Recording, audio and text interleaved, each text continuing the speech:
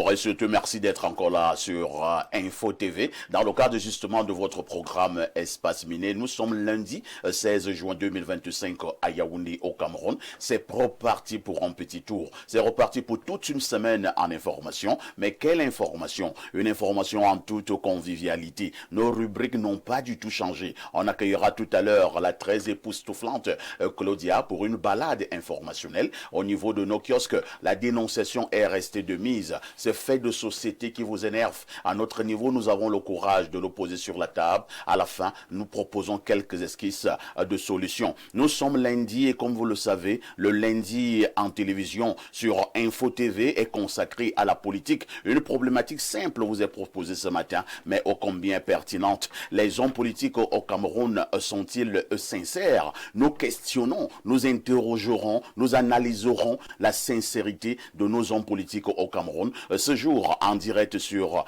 Info TV, naturellement, pour bénéficier de toutes ces délices, vous avez le canal 6, mais également le canal 317 sur Canal Plus International. Vous serez donc à pic sur votre chaîne de télévision Info TV, cette chaîne de télévision qui monte et qui monte encore. Merci, très chers téléspectateurs. Sans vous, nous valons zéro. Et nous accueillons un frère, un ami, un journaliste qui nous a retrouvés sur ce plateau, Sam Severa Ango. Bonjour. Merci, bonjour, parfait ici.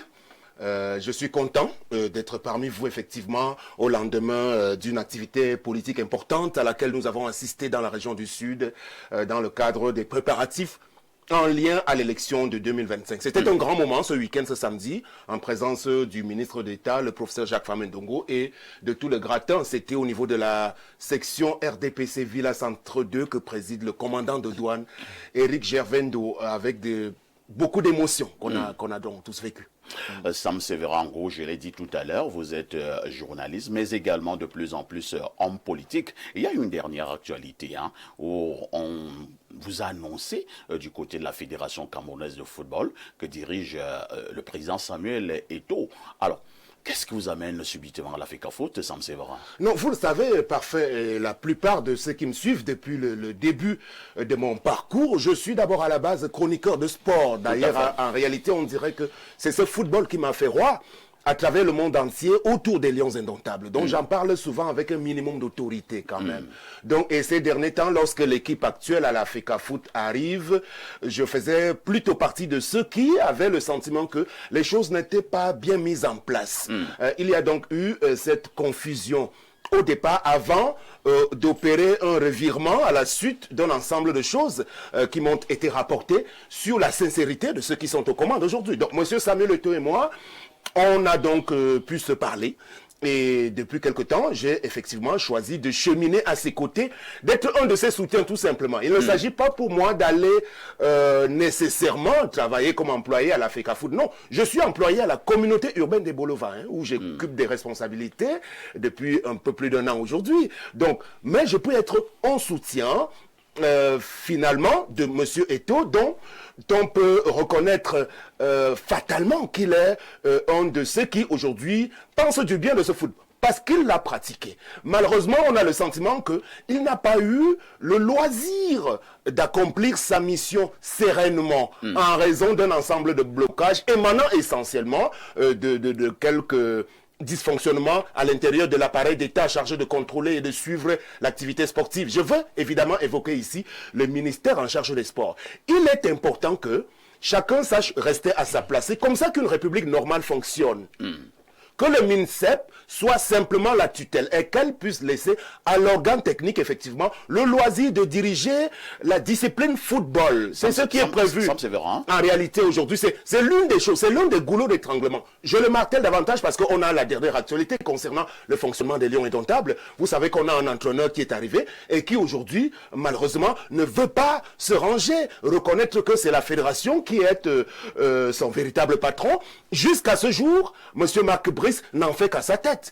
Encouragé en cela par quelques personnes autour du ministre Narcisse Mouelé-Kombi, ça on ne peut pas l'accepter en République. C'est l'une des choses qui m'ont révolté à un moment donné lorsque j'ai eu connaissance.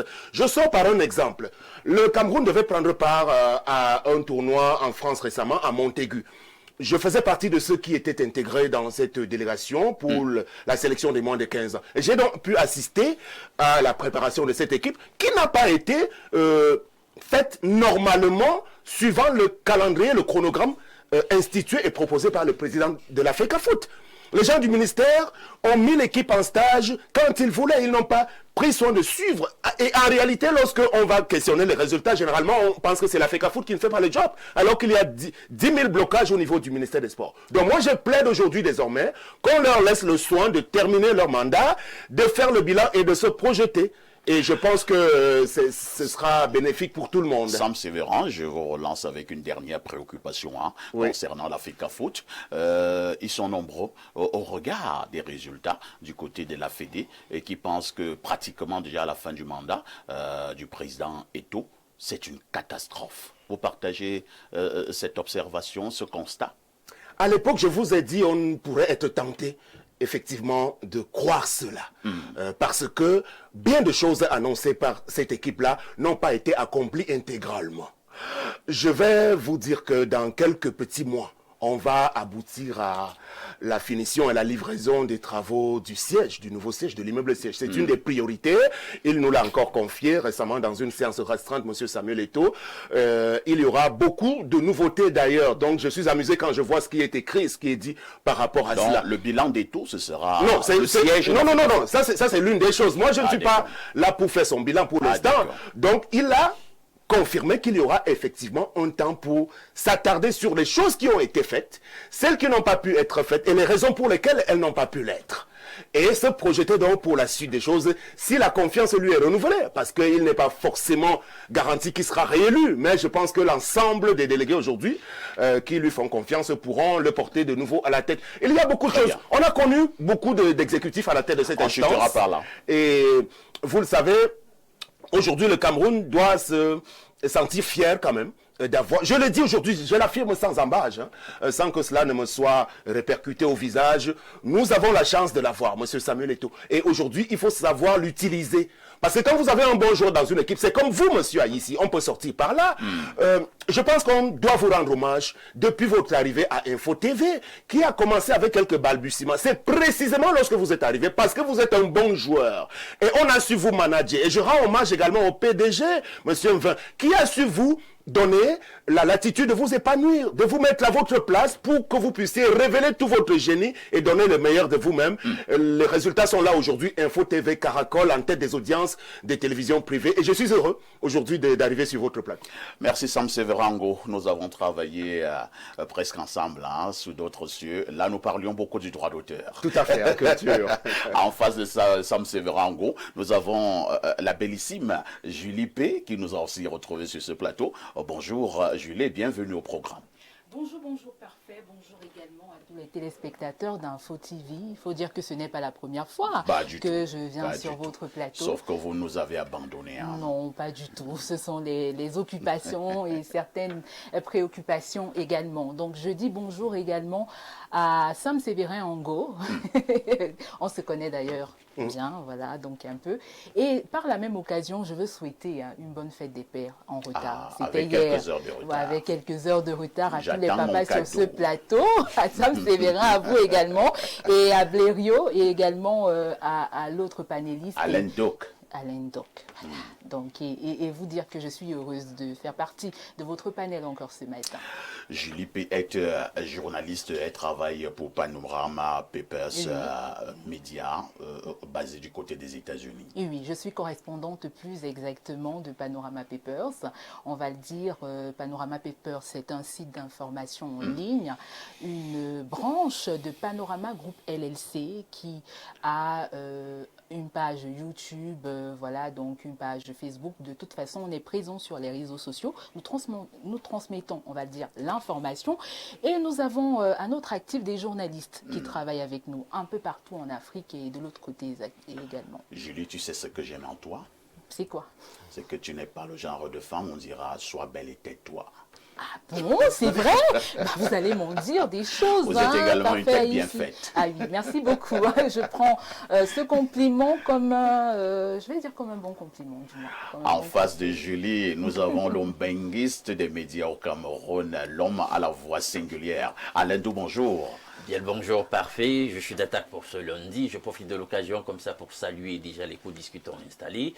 Je salue de même tous ces millions de téléspectateurs à travers le monde avec un bonjour appuyant ce matin pour une de tes fans. Je souffre avec tes fans, toi. Mais parce que quand on ne peut pas avoir accès à Dieu, finalement, on cherche les hommes. Il y a une de tes fans qui est donc venue. Oui. Voilà, elle m'explique dans le message comment elle est ta fan de longue date depuis que tu étais encore dans un média quelque part, concurrent, etc. Et qu'elle dit, elle avoue que vraiment tu es inaccessible et tout. Que je fasse un effort quand même ce matin tout en te transmettant ces chaleureuses salutations que je la salue de même à l'antenne. Elle s'appelle Madame Mayenne. Madame Ayun. Voilà. C'est vrai qu'on commence à me créer des problèmes avec non, dis à Lynn que c'est comme ça. Tu es un homme public, tu es une star, elle doit faire avec ça. Ça n'a rien à voir avec les... À chaque fois, il y a une femme qui dit il est inaccessible. J'ai écrit sur Messenger, il ne répond pas. Est-ce que je peux avoir son contact direct? Et dès que je donne, après quelqu'un me dit j'espère que vous êtes seulement limité au contact. J'imagine que c'est Lynn. Bien, je sors donc en saluant de même Lydiane, Madame Lydiane Ngongang, du côté de Douala. Je salue comme ça Mbengue Philippe, un de mes amis, et sa charmante épouse et enseignante Philomène. Merci Alain Do, que vous êtes invité permanent au niveau de cette plateforme. Nous accueillons notre consultant. Il restera le digne fils de Bomiebel, descendant de Omiobe, pour l'année 2025. Il se fait appeler Castou. Pierre Blerigne, bonjour et bienvenue au programme. Bonjour, parfait, et merci de m'associer à votre panel ce matin. Je suis présent. Je ne suis pas comme Alain Do qui a la chance d'avoir des gens qui n'arrivent pas à vous avoir. Alors, permettez-moi de souhaiter un joyeux anniversaire à une maman à moi. Elle s'appelle Ngobihio Louise, épouse Ebek. Ouais. Elle est à Idea et son mari est l'un des chefs de quartier à Idea. Son mari et mon géniteur ont épousé 2 sœurs. Ah bon? Ce sont des Tchangos. Ce sont donc des Tchangos. Voilà, donc elle a 1 an de plus. Elle a voulu donner son âge. Ouais. Elle a dit qu'elle est née le 16 juin 1967. Elle ne fait pas comme les autres qui disent 1 an de plus. Voilà, c'est la petite sœur à ma belle-mère. Elle a 1 an de plus. Et elle tient le fan club du côté de Carrefour Kodok. À Idea. Oui, parce qu'il y a des fan clubs qui sont répartis. Ça, c'est le fan club du Carrefour Kodok. Et joyeux anniversaire donc à Louise. Oui, j'aimerais également souhaiter la bienvenue à quelqu'un qui fait mouche dans les médias, notamment du côté du Gabon. Non, je ne suis pas brun comme ça, vraiment, je vous ai déjà dit ça. Je sais que je n'aime pas la tromperie sur la marchandise. Bon, là c'est moi, à peu près. D'accord. Et il fait mouche du côté du Gabon. C'est un influenceur très réputé, mais surtout une intelligence pétillante. Son leitmotiv, c'est de détruire les nouveaux pasteurs, les vendeurs d'illusions. On l'appelle chocolat des filles. Voilà. Il est arrivé au Cameroun ce matin par l'aéroport Nsimalène. Je lui souhaite bonne arrivée. Il est en train de préparer le match contre des gens comme Alain Douk. Je pense que nous l'aurons. Hein. À jeudi spiritualité. Je pense que l'équipe de relations publiques d'Espace Miné est entrée en contact avec lui. Oui, d'ailleurs, Info TV a couvert son arrivée à l'aéroport ce matin. Il est déjà là. Je crois que nous l'aurons parmi nous dès que possible. Je lui souhaite un bon séjour au Cameroun. Pierre Blériot, je vous suggère de garder le microphone cette fois-ci pour nous donner la sagesse de ce début de semaine. Alors, la sagesse de ce début de semaine, la voici.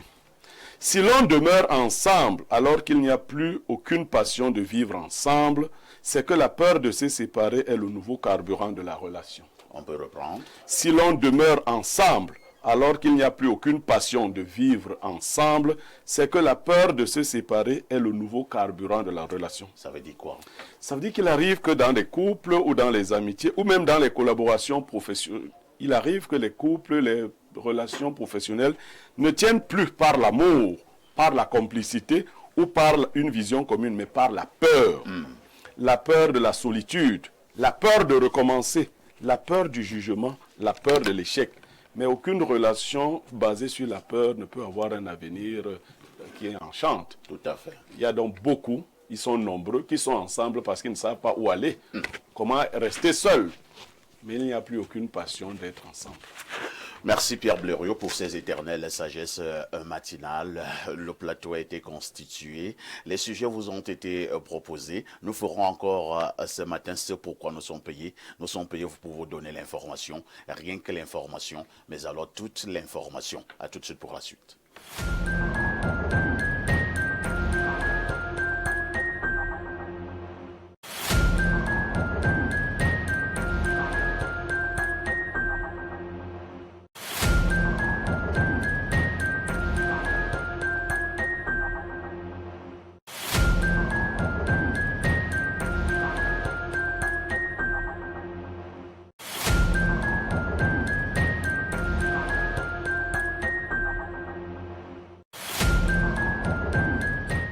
Claudia Ancha, bonjour. Bonjour Parfait ici, bonjour à tous les téléspectateurs d'Espace Mini qu'on retrouve nombreux ce lundi matin, c'est un plaisir.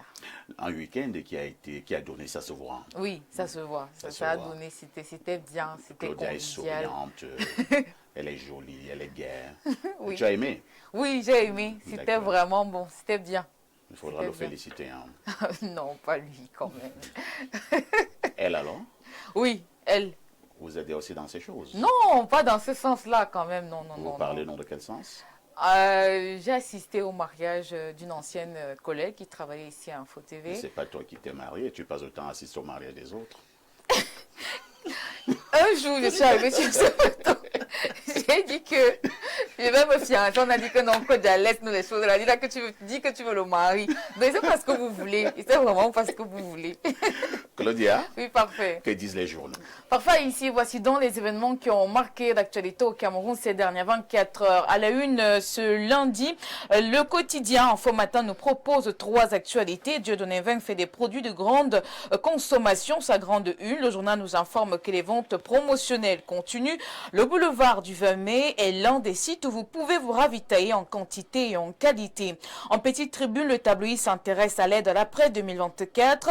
Jean-Robert Ouafo, le communicant de la FCC, s'est exprimé à ce sujet sur le plateau de Libre Expression. Il révèle que 100 millions de francs CFA ont disparu au Mincom. Et puis, présidentiel 2025, découvrez en page 3 la lettre ouverte d'Éric Tchindjé aux médias. Coopération scientifique, Minresi et IRD font le point sur les projets. C'est l'information qui barre la une du cri hebdomadaire La Météo. Les petites tribunes sont également riches en informations. Vous lirez de la page 2 à 8 l'actualité sur la présidentielle 2025 pour le bon déroulement des élections. D'un côté, Canvi propose un pacte citoyen. De l'autre côté, Eric Mathias Ouonangini dit que l'ordre régnera au Cameroun, force restera à la loi. La présidentielle 2025 intéresse aussi la nouvelle de Jacques-Blaise Mvier. Voici donc les nouvelles de ce matin. Pour cette élection, il faut savoir que les stratégies de Kemto ont été dévoilées. À Yaoundé 7, la page 10 présente les grandes attentions du président Paul Biya. Inscription sur les listes électorales. Le quotidien Kemto Public Cameroun Tribune décrit la situation à un mois de la fin de l'opération d'enrôlement. Marie-Claire Nana nous indique que l'horloge tourne, avis aux retardataires. Le quotidien Le Jour souhaite faire la lumière sur cette procédure électorale. Pour cela, Aman Mana donne la parole à Lambouchan, que l'assistance électorale de l'ONU soit transparente, dit-il. Les lettres ouvertes se multiplient dans cette revue de presse avec pour seul destinataire Paul Biya. Cette fois-ci, c'est la Nouvelle Expression qui présente la sienne sur l'enseignement supérieur. Inauguration d'une nouvelle cimenterie dans la région du Nord. Le quotidien Mutation affirme dans sa parution du jour que le Premier ministre Joseph Dion Ngouté est en mission séduction. Toutes les stratégies sont bonnes pour atteindre les objectifs fixés. Frontière Cameroun-Tchad, le quotidien régional d'information du Nord Cameroun partage avec nous les derniers faits qui s'y déroulent. Guibaï Gatama nous informe que le conflit transfrontalier survenu à Gobo a fait une dizaine de blessés. Autre information à retenir, mouvement d'humeur sur le site de Jams Avenir Salde. 4 jours après la colère des populations, le messager nous fait savoir qu'après la tempête ou alors la tempête est passée, le calme est de retour à Batouri. Conflit foncier, on en parle avec les domadaires La Vitrine. L'on nous apprend ici que le ministre des Domaines, du Cadastre et des Affaires foncières fait face à une mafia foncière. Le décryptage est à lire dans ce journal. Je clôture cette revue de presse avec l'économie quotidien. Thierry Écouti par des entreprises publiques. Le journal présente les visages des PCA qui battent le record de la longévité. Notez bien, le tabloïd précise que le plus ancien totalise plus de 30 ans à ce poste.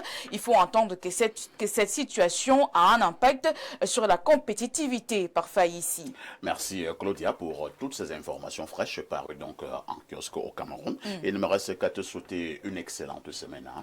Oui, bonne semaine à vous également et j'apprécie vraiment le costume de ce matin, le rose. Le costume. Oui. Vous êtes quand même au courant que j'ai fait le tour de la toile depuis hier. Hein? Vous avez regardé les photos? Un costume avec des sandales. On m'a traité de tous les noms d'oiseaux. Justement, les commentaires, c'est du lourd. Et moi, j'aime ça. Claudia? Oui, parfait. Quand on m'insulte beaucoup sur la toile, je me recharge. Ah bon? Je me recharge. Oh, ça faisait longtemps qu'on ne m'avait plus insulté. Depuis hier, je suis très joyeux. Ah oui, vraiment? La prochaine fois, je mettrai en costume nu-pied. Je vous en prie, n'allez pas jusque-là. Et je n'enfile pas. Non, n'allez pas jusque-là. Non, je vous dis que la prochaine fois, le costume, nu-pied. Claudia, bonne chance. C'est moi qui influence la mode. Hein. C'est pas les téléspectateurs ou quelques aigris qui m'influencent. D'accord, parfait. Vous voyez ce costume? Ça coûte une fortune. Vous pouvez faire une estimation? Oh, pour ne pas frustrer certains, je ne vais pas donner le chiffre. Hein. Ouais, il ne faut pas frustrer les autres. D'accord, ok. Parfait, ici, avec ces costumes, avec les sandales. On a même fait un montage, là, j'ai dansé avec, quoi, les perruques. Mais c'est un bon shaker, hein. Claudia. Claudia? Oui, parfait. N'oublie jamais le conseil. Petite Claudia, tout ce qui brille n'est pas or. Ma petite reste très, très prudente. Merci. Hein. Sam Séverango, le quotidien, la météo, je pense bien, du très grand frère Dieudonné Van, mais le professeur Mathias Eric Ouonangini à la une. Hein. C'était hier à l'émission Libre Expression, le grand débat de la semaine. Pour le professeur Mathias Eric Ouonangini, parlant de l'élection à venir au Cameroun, il a dit « L'ordre régnera et force restera à la loi ». Commentaire. Oui, je pense que c'est une déclaration qui, moi, me convient. Pourquoi? Parce que, vous le savez, depuis quelque temps, nous avons constitué un groupe pour mettre en place une association que nous avons intitulée le Cercle de soutien à son Excellence Paul Biya, le CERBI, pour aller à la défense précisément des institutions du Cameroun. Le discours que nous tenons, c'est de dire que le Cameroun doit rester. Peu importe la manière avec laquelle il aurait pu être géré. C'est notre héritage à nous tous. On ne jettera pas le bébé avec l'eau du bain. Donc tous les discours qui sont de nature à nous promettre le chaos ou à installer un désordre dans les jours à venir au Cameroun, nous sommes là pour les combattre précisément. Donc ça rentre à peu près dans le cadre de cette déclaration du professeur Ouonangini, qui est un habitué de votre plateau. Je pense d'ailleurs qu'il fait partie aujourd'hui d'un des intellectuels camerounais qui est assez droit dans ses bottes, qui ne se laisse pas emporter par les émotions, qui ne faiblit pas un peu comme vous l'avez relevé pour vous-même tout à l'heure, c'est-à-dire qui ne cède pas à une forme de dictature imposée par les autres. Parce que dans l'espace socio-numérique aujourd'hui, on assiste quand même à une horde de délinquants. Je les appelle des délinquants qui s'abattent sur nous autres. Parce que même si pour vous, vous l'avez dit parfait ici, ça vous permet de vous recharger, mais ce n'est pas tout le monde qui a les ressources nécessaires mentalement pour pouvoir supporter ce qui est écrit, ce qui est dit de la manière la plus sauvage. Et je pense que c'est un gros manquement aujourd'hui dans notre Cameroun, où on a tout un ministère quand même chargé de réguler les télécommunications. On a même l'ART qui existe. Je pense qu'on aurait pu déjà légiférer à défaut de mettre en place un ensemble de mesures draconiennes pour aller à l'encontre de ces gens-là qui s'attaquent aux personnalités. Et donc, M. Ouonangini, lui, il est généralement assez on va dire, il se maîtrise par rapport à cela et je voudrais l'en féliciter parce que personne ne doit dicter à autrui sa manière de réfléchir ou de penser dans un pays de liberté comme le Cameroun. JLP, l'ordre régnera pour ce qui est de l'élection présidentielle à venir au Cameroun et force restera à la loi, dixit professeur Mathias Eric Ouanangini. Lorsqu'il le dit, est-ce qu'on peut soupçonner qu'il y en a qui sont tapis dans l'ombre et qui sont en train d'agiter le sceau peut-être d'une crise? En fait, qu'est-ce que je veux dire? Avec ce qui se passe actuellement au Cameroun et au vu, d'ailleurs, je ne vais pas fustiger le RDPC, ce n'est pas d'ailleurs ce que je vais faire sur ce plateau. C'est d'ailleurs de ton droit. Hein. C'est d'ailleurs de mon droit, mais ce n'est pas ce que je vais faire ce matin. Il faut d'abord dire que nous sommes dans un pays démocratique, même si la démocratie est illusoire dans notre pays. Donc, chaque citoyen est libre de décider et de choisir le candidat qui sied à leurs ambitions. C'est ça même l'essence de la démocratie. L'essence de la démocratie. Et donc je pense que certainement, oui, il y a des citoyens tapis dans l'ombre qui veulent peut-être, je ne sais pas, saquer l'élection présidentielle, mais étant donné que, qu'est-ce que je dirais, étant donné que nous sommes dans un pays démocratique, je le réitère ici, il faut amener les choses à ce qu'elles soient ordonnées. Déjà, il faut de la transparence dans les élections présidentielles, comment je dirais, dévoiler les listes électorales, à savoir les différentes personnes qui y sont inscrites. Donc, la déclaration du professeur, je pense qu'elle a sa place, surtout en cette période électorale. Elle a sa place et normalement, c'est ce qui devrait être fait, éviter surtout la crise en période électorale parce qu'on a vu ce que ça a produit dans d'autres pays. Il y a eu des morts, il y a eu beaucoup d'échafaudés, mais dans notre pays, puisque nous sommes un pays démocratique, il faut que les choses se passent dans la paix et dans la transparence totale. Alain Douk, lorsqu'il y a une guerre dans un pays, j'ai eu la chance d'avoir parcouru certains pays où on a connu des guerres, notamment la Côte d'Ivoire, le Congo, la République centrafricaine. Je vous assure, les témoignages sont extrêmement alarmants. Alors, est-ce qu'il y a un seul Camerounais qui gagnerait à ce que le Cameroun soit à feu et à sang? Absolument pas. Objectivement. Vous savez, il y a Jacques Chirac qui disait déjà à ce sujet, la violence est une boîte de Pandore. Il est si facile de l'ouvrir, mais personne ne pourra garantir qu'on pourra la fermer. C'est ça le problème avec la violence. Et il y a déjà énormément de signes avant-coureurs d'une certaine passion, d'un volcan qui couve et qui pourrait dégénérer après les élections présidentielles au Cameroun. Vous avez les sorties de notamment Bourgui sur le sujet qui annonce... Le français. Voilà, etc. On connaît comment l'histoire nous raconte qu'il a été très impliqué dans les histoires de déstabilisation des nations par coup d'État, etc. Il y a... Et cette même France vient également encore d'attirer l'attention de ses ressortissants au Cameroun, qu'ils doivent être prêts pour ce qui arrive au cas où il faudrait qu'ils soient évacués. Parce que, vous savez, la plupart du temps, il y a des câbles diplomatiques, il y a les services de renseignement qui font un travail de fond et qui ne nous permet pas, nous autres, parfois, d'être au même niveau d'information qu'eux. Mais la barbouzerie fait des travaux et ils peuvent parfois, dans la prospective, savoir comment telle ou telle situation peut se produire par la suite. Donc on tient compte de tout ça. Et je me dis que quand le professeur a fait cette déclaration, c'est tenant en compte tous ces facteurs pour dire que, quoi qu'il arrive, des dispositions sont prises par l'État pour que les échéances présidentielles à venir se déroulent non seulement dans l'ordre, mais que la réalité post-électorale qui va s'en suivre soit de même apaisée. Je suis pour que les choses se passent dans la paix. Moi, je suis un pacifiste. Je veux que les changements se font, mais je ne veux pas que ça se fasse à n'importe quel prix. Parce que pour moi, la paix n'a pas de prix. Allons au-devant de nos convictions, donnons-nous tous les moyens d'atteindre nos fins politiques, mais que ça se passe vraiment de façon pacifique. pacifique et non pas forcément dans la violence et des bains de sang. Pierre Blériot Niémec, pour accéder à la magistrature suprême dans un pays qui s'appelle Cameroun, est-ce qu'on est obligé de passer par la voie du sang? Pour accéder à la magistrature suprême, on ne devrait pas passer par la voie du sang. De même que pour s'y maintenir, il ne faudrait pas verser du sang non plus. Les déclarations du professeur Oonangini, l'ordre régnera. À ça, j'ajoute que la meilleure façon de faire régner l'ordre, c'est de faire régner la justice. Il faut que le droit, dans le cas d'espèce de droit électoral, que la transparence soit de mise. C'est ça qui garantit la paix.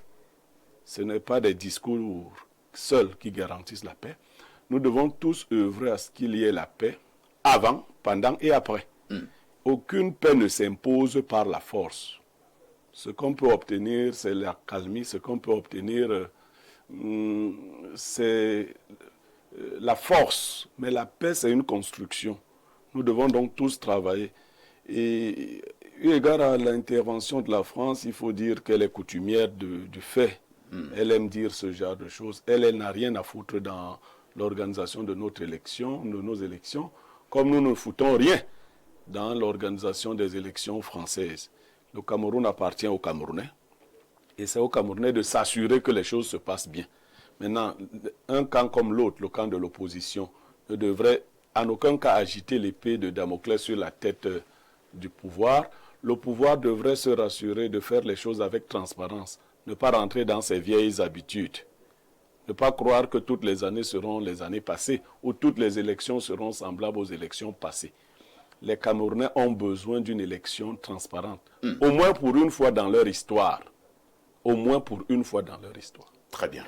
Merci Pierre Blériot. Sam Sévan veut absolument coller un tout petit mot encore en quelques secondes. En quelques secondes, juste pour indiquer que c'est bien de dire, comme nous l'avions relevé à la suite du professeur Owona, que l'ordre régnera à la loi, mais il est bon que toutes les parties sachent jouer le jeu. Parce que Mme Julie P. évoque le respect des règles, la règle de droit au niveau du code électoral. Tout à fait. Je crois que ces règles sont suffisamment claires, mais on assiste depuis quelque temps à des types de débats qui tendent à jeter l'opprobre sur la qualité de ces règles-là. Le dernier épisode de Douala est typique de ce dont on est en train de parler aujourd'hui. Parce que vous avez bien vu que les administratifs ont le droit et l'obligation d'accorder des autorisations de manifestation. Je m'adresse aux préfets et sous-préfets parce que Paul Biya ne leur demande pas de faire blocage à telle ou telle formation politique. Donc quand les conditions sont réunies, un sous-préfet n'a pas le loisir d'interdire la tenue d'une manifestation. Mais en même temps, ceux qui projettent des manifestations doivent être complètement sincères aussi parce que à sa descente d'avion, ou bien avant son arrivée, le président du MRC avait projeté de rencontrer ses collaborateurs au siège du parti à Daïdo Douala. Mais en même temps, ces collaborateurs-là, ce n'était pas la foule de 10 000 personnes. Donc s'ils avaient envisagé de tenir une manifestation, ils avaient le loisir de la déclarer et d'obtenir une autorisation de manifestation. Donc il y a eu un petit mauvais jeu dans le propos de Maurice Kamto à ce niveau-là, en indiquant qu'il n'y a pas eu besoin qu'il fasse la demande d'autorisation. Donc chacun doit vraiment être sincère afin qu'on n'aille pas à des formes de déflagration inutiles. Très bien. Merci Sam Sévérin. Blériot va encore coller un mot? Non. Ce n'est pas un sujet inscrit à l'ordre du jour. Non, il y a un problème de temps. Allons-y. Je me suis intéressé à une actualité qui était sur un autre journal. Oui. Celle du MINCOM. Il y a une Oui, il y a une grosse déclaration sur ce journal et qui a été faite hier sur le plateau de Libre Expression. Oui. Où un panéliste a déclaré que la subvention ou l'aide réservée à la presse privée n'avait pas connu le chemin qu'elle devrait connaître. C'est-à-dire, il a dit notamment que sur les 140 millions qui ont été attribués à la communication privée, 40 millions seulement ont été distribués, insinuant par là que 100 millions auraient disparu. Je veux vous dire que personnellement, cette information me tient à cœur. C'est pour cela. J'ai commencé à mener une enquête là-dessus. Recenser déjà les organes qui ont été identifiés comme devant recevoir des subventions ou de l'aide. Ouais. Commencer à travailler avec certains pour savoir quels sont les montants réels qu'ils ont perçus, pour voir si la répartition a été bien faite. Ça, c'est le premier niveau de travail que je suis en train de faire. Le deuxième niveau, c'est bien une suggestion au ministère de la Communication. Pour que de telles confusions ou de telles insinuations ne perdurent pas, il est peut-être bien d'organiser cela et que directement le ministère des Finances affecte dans les comptes des directeurs de publication et autres les fonds qui leur sont alloués. Parce que je me dis quand même que pour un ministère comme le ministère de la Communication, être pris à partir sur une question de 100 millions, ce n'est pas très bien. Ce d'autant plus qu'il faut travailler à quitter l'idée de l'aide pour aller vers une subvention réelle. Ils connaissent les montants qui sont courants dans les pays à revenus égal. Que nous en soyons à 140 millions et qu'on en soit encore à soupçonner des choses pas claires, il faudrait qu'on clarifie. Très bien. On ferait bien de clarifier la question. De toutes les façons, le ministre de la Communication, René Emmanuel Sadi, qui est un fidèle téléspectateur de nos programmes, fera peut-être une sortie dessus, parce que nous sommes en train de mener notre propre enquête pour voir pour avoir une certaine clarté de la répartition des derniers fonds concernant l'aide publique à la communication privée au Cameroun. Y a-t-il eu traçabilité? De toutes les façons, nous enquêtons. Et lorsque nous avons dit cela, nous marquons une autre touche pause.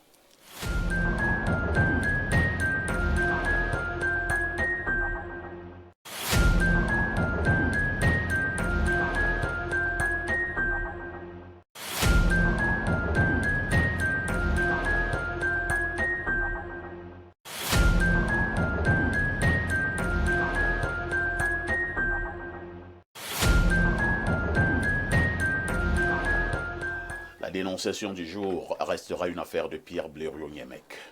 Parfois ici, il y a une vidéo devenue virale depuis quelques jours, mais qui a induit aussi la résurrection d'autres vidéos dans le même sens. Nous voyons dans ces vidéos des hommes en tenue de deux corps, les gendarmes d'un côté et les policiers de l'autre, qui s'affrontent de manière éhontée devant les populations. Souvent, la question qui les oppose n'est pas évoquée ou elle n'est pas très bien perçue, mais nous voyons deux corps de sécurité s'affronter. Carrément, vous voyez des policiers et des gendarmes qui se battent physiquement. Au moyen de coups de poing. Au moyen de coups de poing, qui se bousculent, qui se menacent à l'arme.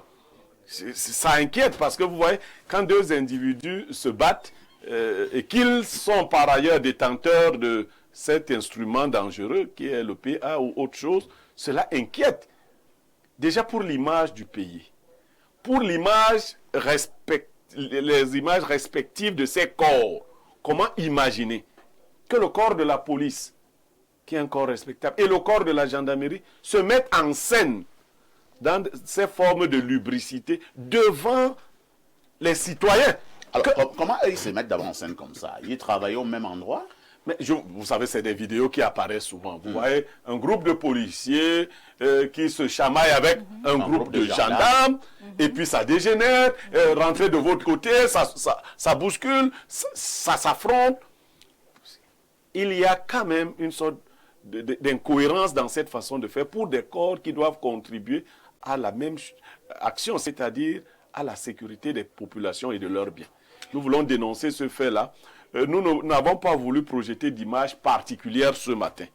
Je vous dis, non, les vidéos les plus récentes ont ressuscité de vieilles vidéos, ce qui nous met véritablement en questionnement. Merci, merci. Ça crée un véritable problème. Alain Douk, des gendarmes et des policiers, de temps en temps, donc, ils s'affrontent au Cameroun, allant parfois au niveau des coups de poing, menaçant d'un côté de tirer et vice-versa. Ça fait quand même une mauvaise image. Hyper mauvaise image, d'autant plus que ces deux entités dites de personnes en uniforme participent quand même à la civilisation quelque peu de la société. Parce que les gendarmes, quand même, c'est les hommes dans l'armée, c'est des gendarmes liés quand même un tout petit peu proches, un tout petit peu avec le droit. La police de même. Donc on s'attend quand même, lorsqu'on parle de ces deux corps, à des gens qui sont quand même assez pondérés, assez continents. Parce que justement, comme ils manipulent tout le temps le droit, etc., on se dit, ben, ils ne doivent pas être les premiers hein, à violer le droit. C'est eux qui savent qu'on réprime les voies de fait, hein, qu'on réprime les coups et blessures, etc. Et c'est eux qu'on voit justement dans des affrontements physiques. Bien, ce n'est pas souvent facile. Il y a certainement des situations dans lesquelles il y a une disparité de vue et où, je ne sais pas moi, l'adrénaline monte et on peut en arriver à s'affronter. Mais toujours est-il que ça doit être vraiment des cas exceptionnels et maîtrisés. Ou, si c'est parti de 2 personnes, qu'on en arrive à, comment dire ça? C'est-à-dire que les autres qui arrivent doivent venir dans le sens de calmer, comme on dit au quartier, de séparer ceux qui s'affrontent. Mais vous allez voir qu'il y a une espèce de solidarité qui se met souvent en branle. Hein, la logique grégaire. Dès que 2 d'entre eux s'affrontent, Une solidarité de corps. il y a une solidarité de corps qui se met en place. C'est les policiers qui vont se ramener là-bas, qui vont s'associer à celui des leurs qui est entré en confrontation avec le gendarme ou même le militaire, parfois ça arrive aussi. Et puis de l'autre côté, on fait la même chose chez le protagoniste de l'autre corps, et puis finalement ça devient un affrontement grégaire et qui ne donne pas une bonne image du pays. Et justement, ils ont une mission éducatrice, comme je disais, en rapport avec leur manipulation du droit. Ça envoie un mauvais signal donc aux populations. Si donc ceux qui sont supposés canaliser nos comportements eux-mêmes sont capables de tels écarts, on comprend donc que c'est très grave. C'est très grave. L'hôpital se moque de la charité et c'est le symptôme en réalité d'une société où les normes sont en train de voler en éclats. Et notre problème est d'abord, la plupart du temps, mental, et ça donne sur de telles dérives. Merci, Alain Douk. Sam Severango, est-ce que le problème n'est pas plus profond? Qu'est-ce que j'entends par plus profond ici? À une certaine époque, j'étais encore tout petit, il y avait ce qu'on appelait les enquêtes de moralité, notamment lorsqu'il fallait entrer à la police ou bien à la gendarmerie, ou surtout ces corps-là. Il y avait des enquêtes de moralité sur celui qui va accéder à ces corps. Est-ce que ces enquêtes de moralité existent encore réellement? Si elles existent encore réellement, est-ce qu'elles ne sont pas biaisées? Parce que on a la nette impression, Sam Severan, que certains policiers et certains gendarmes ont des attitudes regrettables. Alors, vous êtes assez perspicace parce que c'est effectivement à travers cet angle que je comptais aborder ce sujet. Parce qu'on a le sentiment effectivement qu'on devient policier ou gendarme au bout de quelques mois. Ouais. Ceux qui sont des gardiens de la paix, à peine ils rentrent en formation, donc moins d'une année, on est déjà bardé du titre de gardien de la paix. Idem pour les gendarmes qui sont récemment sortis, je crois, du camp Yeyap, les jeunes gendarmes. Donc ça, c'est une première lecture qu'il faut faire. Le mal, il est profond, la qualité de la formation et les conditions d'accès à ces corps d'élite. Je dois rappeler que même le simple gardien de la paix ou le jeune gendarme est un représentant de la loi. C'est clair. À partir du moment où il arbore cette tenue.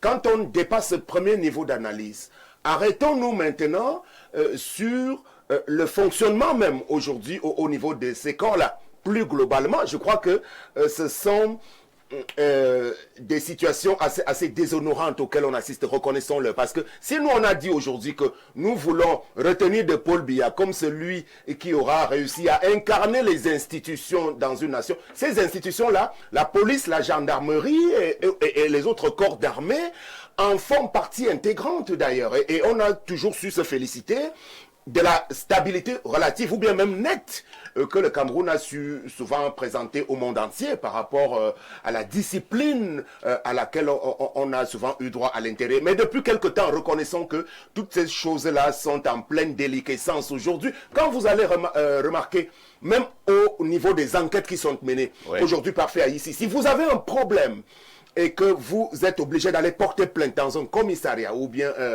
une brigade de gendarmerie, il faut, même pour aller remettre une convocation, il faut déjà vous prémunir d'un ensemble de dispositions parce que la corruption, elle est rampante aujourd'hui. Tout est payant pratiquement.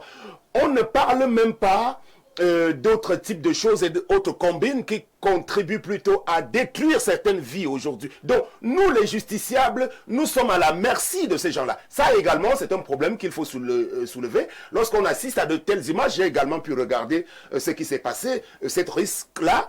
En réalité, elle devrait interpeller parce que c'est un problème d'une gravité certaine qui doit nécessairement conduire à une réunion au sommet entre ceux qui commandent ces différents corps-là. Parce que nous sommes en train de descendre très très bas. Quelle est l'image que nous voulons désormais projeter aujourd'hui? La peur du gendarme, on a coutume de dire, c'est le début de la sagesse. Bon, aujourd'hui, finalement, je crois qu'il faut un peu plus de rigueur à l'intérieur. Et je ne sais pas comment est-ce qu'on pourra s'organiser. Peut-être qu'il faudra des réformes ou bien des états généraux de la gendarmerie ou bien de la police. Et pourtant, on s'en félicitait depuis quelques années du rôle majeur joué par celui qui est aujourd'hui le délégué général à la Sûreté nationale. Mais je pense aussi qu'à un moment donné, il faudra peut-être aller à des changements profonds, même à la tête de ces instances-là, pour qu'on aboutisse à une régénération quand même des effectifs, même parmi ceux qui dirigent. Merci Sam Sévérin. Julie EP, est-ce qu'il n'est pas question que le délégué général à la Sûreté nationale, M. Martin Barbenguele, puisse s'asseoir avec son homologue, le secrétaire d'État à la Défense en charge de la gendarmerie, M. Galaxé Etoga, pour essayer de se dire nous allons dire un peu plus loin. Il est question de reconscientiser nos troupes. Oui, c'est très important. Pourquoi? Parce qu'il n'y a pas que les policiers et les gendarmes qui s'affrontent. On a également vu les images sur les réseaux sociaux des policiers qui violentent carrément un citoyen seulement parce qu'il a exigé un ordre de mission de cette autorité. Et donc, il a été violenté, il a été plaqué au sol et ces images indignent la toile et indignent également l'opinion. Donc je pense que, très bien, évidemment, il faut essayer de mettre des sanctions et également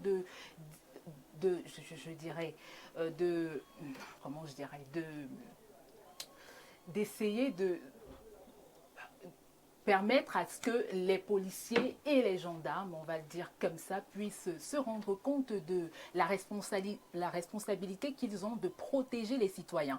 Parce que cette image ne fait pas du bien aux populations qui se sentent en insécurité. On a vu l'actualité qui a parlé de beaucoup de faits qui ont été commis et donc qui n'ont pas été vraiment sanctionnés par les autorités compétentes. Et donc, pour ma part, je pense qu'il faut essayer de sanctionner déjà ces personnes-là qui agissent de cette manière, parce que ce n'est pas bien pour l'image du Cameroun, et même à l'extérieur, qu'est-ce qu'on va penser de nous? Donc, je pense que c'est ce qu'il faut faire pour essayer d'arranger les choses. C'est ce qu'il faut faire pour essayer d'arranger les choses. Pierre Blériot, Nyemek, déjà tout petit, moi j'ai constaté, vraiment je vais le dire, j'ai la nette impression qu'il y a un conflit latent qui existe entre gendarmes et policiers. Et quand il dit gendarmes, les gendarmes et les militaires sont d'un côté. C'est comme s'ils n'aiment pas du tout les policiers. Et les policiers, c'est comme si eux aussi n'aiment pas du tout les gendarmes et les militaires. Il y a un conflit qui existe au niveau de ces deux corps. Vous avez fait le constat, Pierre Blériot? Oui, le conflit, il est évident, il naît d'un faux complexe. C'est un peu comme lorsque nous étions à l'école, au lycée, au collège, on disait que les meilleurs élèves étaient en série C et que les moins bons étaient en série A. Certains enseignants ont contribué effectivement à mettre en place un système qui dirigeait les meilleurs vers la C. Alors, mais il arrivait que quelques meilleurs refusent d'aller en C, décident de faire la A. Et vous savez, quand quelqu'un sait qu'il a du potentiel, il ne se laisse pas faire. Nous avions donc ces conflits entre élèves de la C et de la A. Revenons au cas d'espèce. Tout à fait. Il y a un complexe qui veut que les militaires se disent supérieurs physiquement aux policiers. Ils disent que c'est lié à la formation des uns et des autres. D'autres les appellent même des civils habillés. Donc, vous voyez un peu les expressions aussi péjoratives. Ça crée donc une sorte de conflit. Et il faut dire que c'était rare entre gendarmes et policiers, c'était plutôt fréquent entre militaires de l'armée de terre et policiers. Alors, comme les gendarmes et les policiers travaillent sur le terrain et sont au contact des citoyens, vous dites bien, les moins gradés en police, on les appelle les gardiens de la paix. Tout à fait. Je suggère au MINDEF et au DGSN de faire un communiqué conjoint dans lequel ils indiquent que tout conflit, toute rixe ou tout affrontement qui se produirait dorénavant Après une enquête, les auteurs seront traduits devant les conseils de discipline et punis. Parce que la réglementation, elle est assez ambiguë. Vous savez, les policiers ne peuvent pas mettre des gendarmes en cellule, c'est la CEMIL qui s'en occupe, ainsi de suite. Mais il y a des situations où des policiers se trouvent obligés d'interpeller un gendarme et vice-versa. Donc il faudrait que ces corps, au niveau du sommet, soient bien réglementés. Parce que dans une des vidéos, on entend la dame gendarme dire « Est-ce qu'un policier parle là où les gendarmes parlent ?» Oui, est-ce qu'un policier... Vous voyez donc, c'est ce mépris-là qui est affiché. Des expressions choquantes. Moi, j'ai pour géniteur un policier. Il lui est arrivé d'aller au corps à corps avec des militaires parce que lorsque le policier est en train de faire son travail et que le militaire intervienne pour l'empêcher de faire son travail en arguant que lui, il est militaire et donc au-dessus du policier, ça génère souvent un esprit de confrontation. Et la confrontation, tenez-vous bien, peut aller loin. J'ai dit, bon, je crois que c'est pour cela que moi, je n'ai pas fait les métiers en armes. Parce que si on se bagarre et que j'ai mon arme, je ne crois pas que je vais la garder longtemps. Oui, on leur apprend justement d'avoir cette maîtrise-là, de ne pas sortir l'arme n'importe comment. Ce que nous allons dire ce matin est que ce soit les policiers, que ce soit les gendarmes, tous travaillent pour la République. Vous n'avez aucun intérêt à vous battre, surtout que vous êtes les hommes de loi qui devez respecter le droit. À tout de suite pour la suite.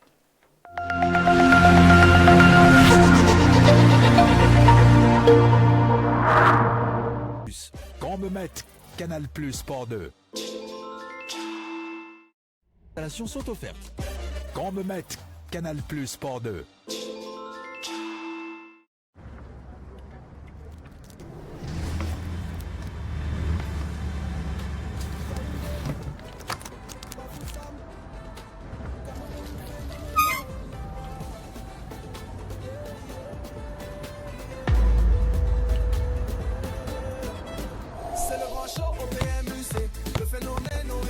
Préparez-vous à entrer dans la Ligue des champions de rue. Le phénomène du foot de rue te donne rendez-vous dans ta ville. Douala, Yaoundé, Bafoussam, viens défier le phénomène et gagne des lots exceptionnels.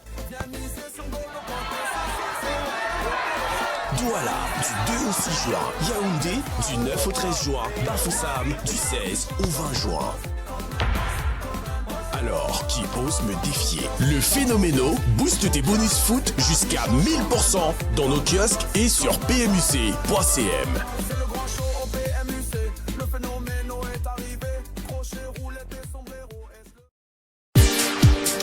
Vous rêvez d'un environnement de travail propre, sain et agréable pour vos équipes et vos clients? Vous recherchez un partenaire fiable, reconnu pour son professionnalisme dans le nettoyage de locaux? Béthane Cleaning Services, c'est l'exigence de qualité, la rigueur et la confiance depuis plusieurs années.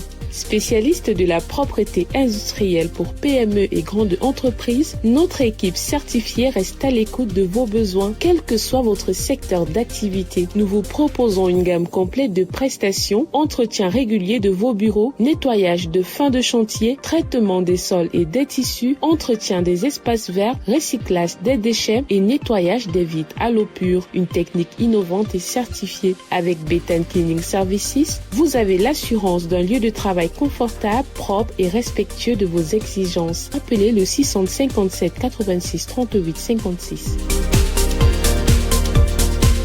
Tu veux avoir un bon sperme avec beaucoup de spermatozoïdes forts, capables de mettre ta femme enceinte rapidement? Voici le thé Happy Dad à base des graines célèbres, graines de mucuna prurienne, qui va contribuer à réaliser ton rêve de devenir papa.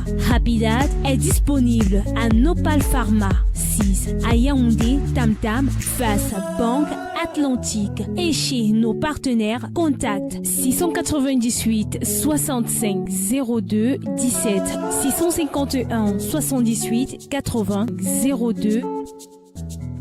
Crée de la longévité.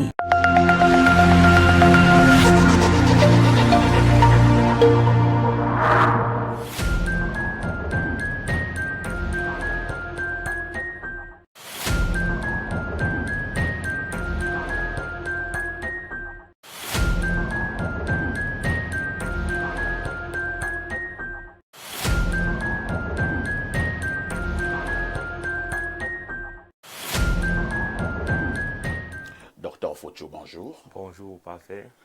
Nous vous recevons comme d'habitude ce matin pour parler de la santé des individus et ce matin nous marquons encore un arrêt pour évoquer les problèmes d'infertilité au niveau des hommes. Alors pourquoi beaucoup d'hommes souffrant de problèmes d'infertilité suivent des traitements depuis des années mais sans véritable satisfaction? Oui, lorsqu'un homme a l'oligospermie, l'asténospermie, l'azospermie, tératospermie ou nécrospermie et passe le temps, par exemple, à prendre les produits pour se nettoyer les reins, vraiment, il ne va jamais guérir, ça ne va jamais changer. Nous l'avons toujours dit, lorsqu'un couple fait face à des problèmes de fertilité, ce n'est pas seulement la femme qui doit aller à l'hôpital, l'homme doit le faire également très vite, parce que plus il perd du temps, plus la situation devient compliquée.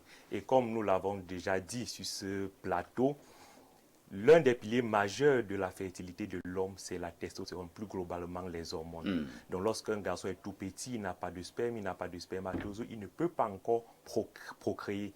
Donc c'est grâce aux hormones qu'il passe de garçon à homme. Il commence à avoir les poils, la barbe, le sperme, les spermatozoïdes, l'envie de la femme et autres. Donc si, pour une raison ou une autre, les hormones sont en déséquilibre, cela va impacter, n'est-ce pas, sur sa fertilité. Et si au lieu de normaliser les hormones, il passe autant à nettoyer les reins comme les hormones à vidanger et autres, vraiment il n'y aura pas de changement. Le problème maintenant, c'est comment donc normaliser les hormones, parce qu'il y a vraiment très peu de produits qui sont capables d'agir sur les hormones, de normaliser les hormones, que ce soit les niveaux de testostérone, FSH, LH et prolactine. Mais il y a une plante sur laquelle beaucoup de grands laboratoires ont travaillé, c'est le haricot sauvage, le nom scientifique c'est Mucuna pruriens, c'est ça ici pour ceux qui ne le connaissent pas. Les graines de Mucuna pruriens, c'est ces graines-ci là qui ont attiré l'attention de beaucoup de laboratoires parce qu'elles sont capables d'agir sur les hormones, de régulariser les niveaux d'hormones, de corriger les problèmes de fertilité et même les problèmes de faiblesse sexuelle, éjaculation précoce sur les hommes. Donc, j'ai toujours attiré l'attention des uns des autres d'aller sur Google faire eux-mêmes les propres recherches. Graines de Mucuna pruriens, M-U-C-U-N-A-P-R-U-R-I-E-N-S. Cela permet vraiment d'agir sur la fertilité. Et c'est l'ingrédient majeur de notre thé Happy Dad qui contribue véritablement à normaliser les hormones et booster la fertilité chez l'homme.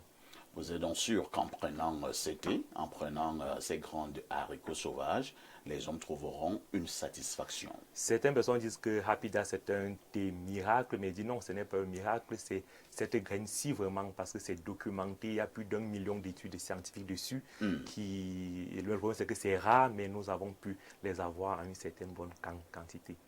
Où est-ce que vous êtes situé? Yaoundé Tam-Tam, au niveau de la Banque Atlantique, mais nos produits sont également disponibles en Côte d'Ivoire, au Bénin, au Togo, au Burkina Faso, au Sénégal, au Congo, Brazzaville et Pointe-Noire, et aussi à Kinshasa. Docteur Fotio, merci d'avoir encore été là ce matin. Merci de m'avoir reçu. Excellente journée à vous. À tout de suite pour la suite.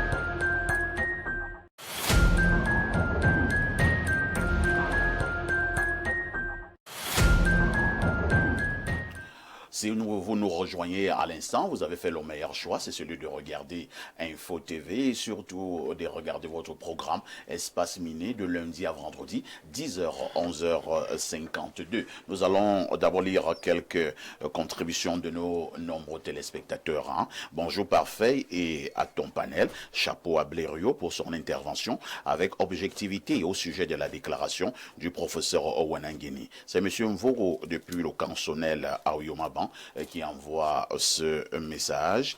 Un autre message ce lundi matin. Salut homonyme, s'il vous plaît. Alors, salut homonyme, s'il vous plaît. Maintenez encore ce jeudi le thème de la semaine passée. C'était édifiant. Merci pour votre bonne compréhension. C'est parfait de Douala. Ah, vous voulez qu'on revienne sur les morts. Les morts sont-ils morts? Y a-t-il une vie après la mort? Y a-t-il une vie après la mort?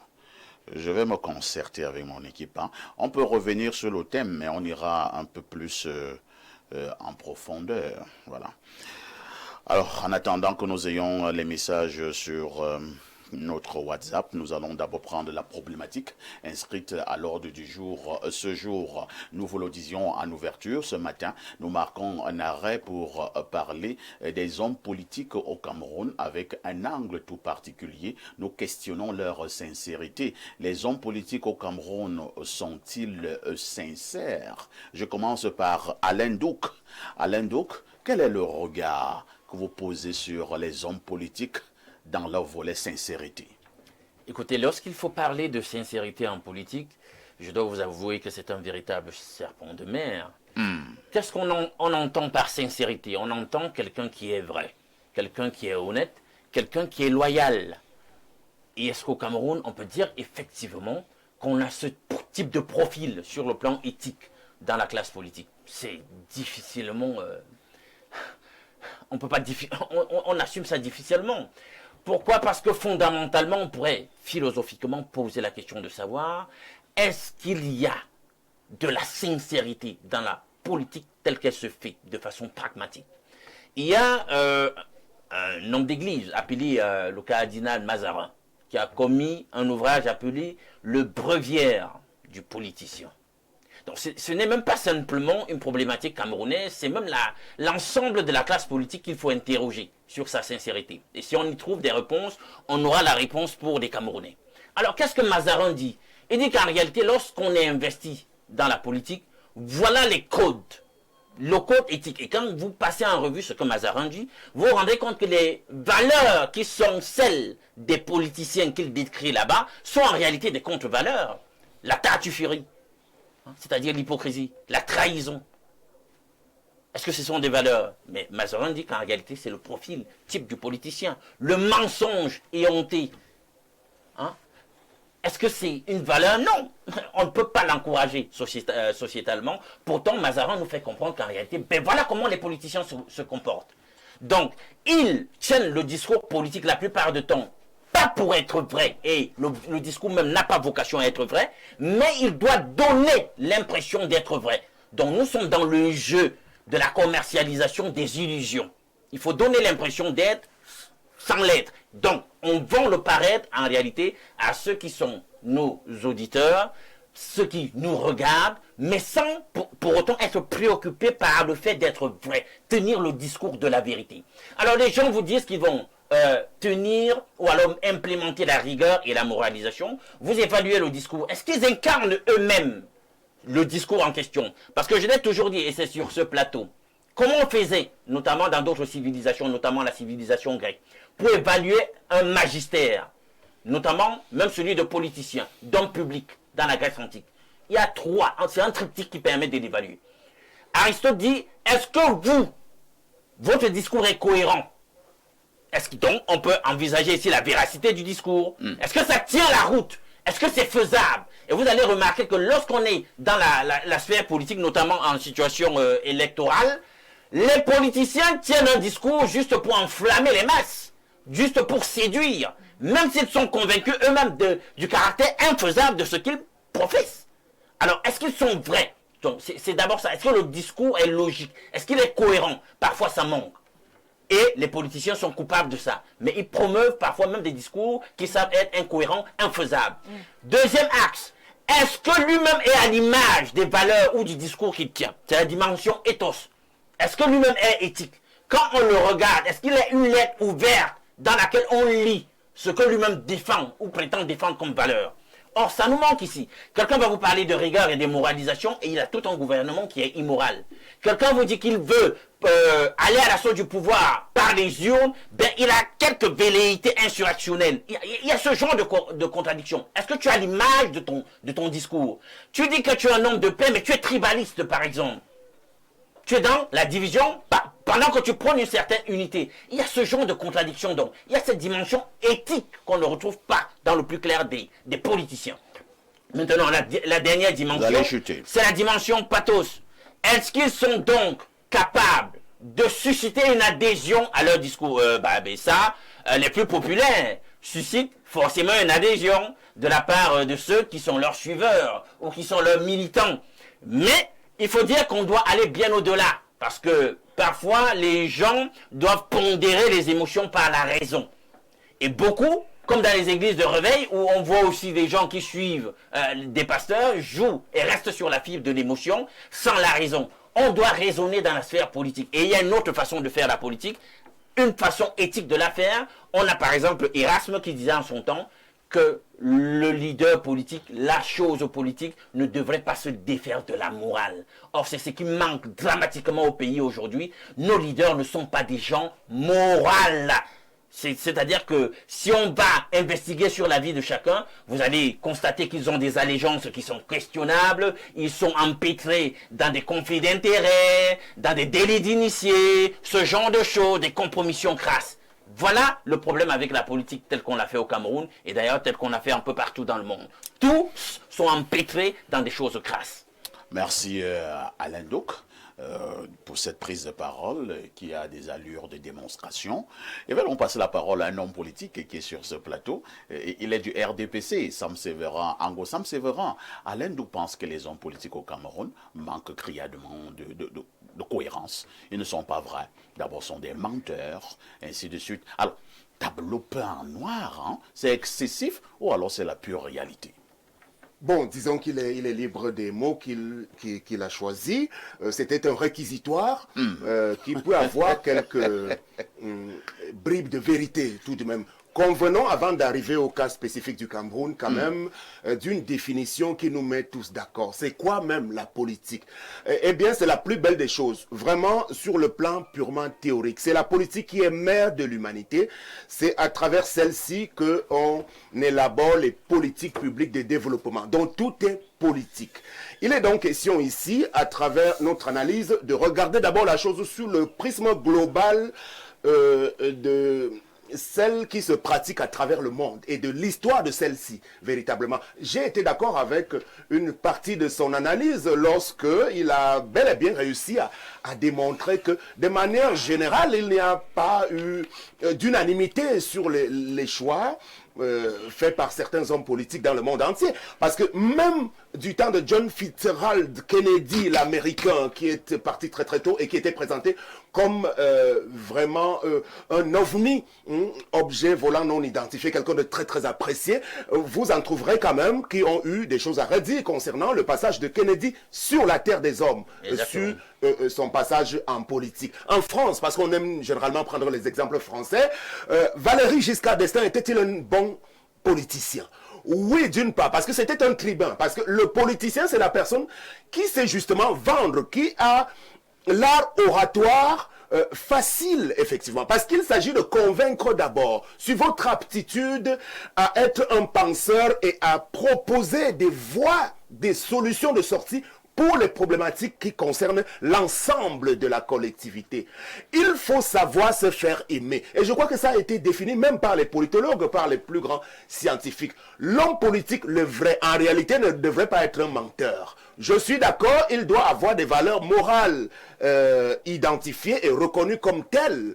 Parce que le vrai politicien n'est pas appelé à être dans la démagogie. Même si c'est la tendance actuelle dans le monde, pas seulement sur le cas du Cameroun. Sur le sol africain, avant d'avenir au Cameroun, on a eu quelques beaux exemples dans l'histoire de l'émancipation des peuples africains, avec le Guinéen Sékou Touré, l'Ivoirien Houphouët-Boigny. Alors, j'ai même pas envie de citer le cas du Sud-Africain Mandela, qui est hors catégorie. Mais si vous citez 3 ou 4 cas, comme ça, la plupart ne peuvent pas être présentés comme des exemples sur le continent africain. Le cas du Cameroun est bien spécifique aujourd'hui. Quand vous voulez parler de la politique au Cameroun, je vois que votre problématique, elle est vaste. Parce que pour parler de la politique au Cameroun, je vais rapidement évacuer les grands hommes politiques camerounais dont on peut retenir qu'ils nous ont servi à quelque chose dans l'histoire. André-Marie Mbida, il n'est pas généralement très cité régulièrement. Monsieur Charles Assalé, il a joué un rôle éminent également aux côtés de monsieur Amadou Ahidjo par exemple. Pour moi, ce sont des repères dont il faudrait retenir qu'ils ont éminemment contribué à l'émancipation du peuple camerounais. Je ne veux pas parler forcément des pères fondateurs. Dans le Cameroun nouveau, à partir de Paul Biya, s'il faut questionner le comportement de ces hommes politiques, il y a Paul Biya à part et les autres. Alors, les hommes politiques plus globalement, on ne peut pas intégrer le président Paul Biya là-dedans dans la problématique que vous avez choisie ce matin. Pourquoi? Parce que il a incarné quelque chose de tout à fait particulier. Il est arrivé tout jeune dans les sphères de l'État. Et lorsqu'il prend le pouvoir, il n'a pas été spécialement élu. Il a été choisi parmi 2 ou 3 autres profils. Et successivement, il a réussi à s'imposer. Après le coup d'État de 84, il a pu s'enraciner et devenir quelqu'un de très puissant dont il est difficile aujourd'hui de poser un jugement par rapport aux autres qui sont en face. On va donc évacuer le cas de Paul Biya, parce qu'en réalité aussi, vous voyez, moi je suis là pour les défendre, parce qu'il a incarné beaucoup de choses.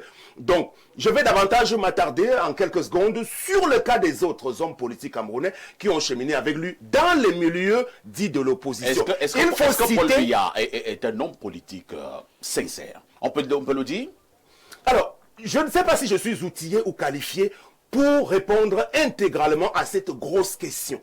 Mais de ce que j'en sais... Vous soutenez Paul Biya? Oui, je soutiens. Vous ne pouvez pas soutenir quelqu'un que vous ne connaissez justement, pas. En réalité, justement, si je dis oui, complètement, il est sincère, vous allez me dire oui, parce que vous êtes le président du cercle de soutien à Paul Biya.